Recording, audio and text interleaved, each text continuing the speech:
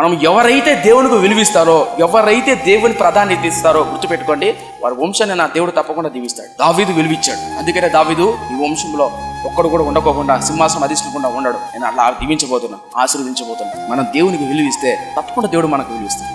నన్ను గణపరచు వారిని నేను గణపరుస్తాను. అల్లుడు కానీ తల్లుడు కానీ యవనస్తులు కానీ ఎవరైనా సరే. మార్కు అంత గొప్ప పరిచారకుడు కారణం ఏంటంటే తల్లి ఎవరు? మరియా. ఆ మరియా లాంటిది తన ఇంటినే మందిరంగా మార్చేసింది. తను దేవుడికి ఇచ్చిన విలువ, తన కడుపును పుట్టిన బిడ్డను గొప్ప సేవకుని చేసింది. తల్లి ప్రార్థన, తల్లి చేసిన సేవ. కనీసం దేవునికి ఇవ్వాల్సినటువంటి గౌరవం కానీ, ఆ గౌరవప్రదమైన జీవితం కానీ ఇవ్వక మళ్ళీ నామకార్థ క్రైస్తవు పెళ్ళిళ్ళు మాత్రం హంగు ఆరుబాట ఎడ చేసుకుంటారా, లక్షలు ఖర్చు పెడతారు. దేవుని వాక్యానికి ఇచ్చే సమయం ఎంత తెలుసా? పెళ్ళిళ్ళలో అర్ధ గంట, 5 నిమిషాలు, 10 నిమిషాలు అచ్చా. అది కూడా వాక్యం చెప్పేటప్పుడు అదే నా కుటుంబంలో జరుగుతున్న వివాహం ద్వారా ఒక 10 మంది అయినా నీ ప్రేమను తెలుసుకోవాలయ్యా అని ఆరాటం ఉందంటారు నేటి క్రైస్తవుల్లో.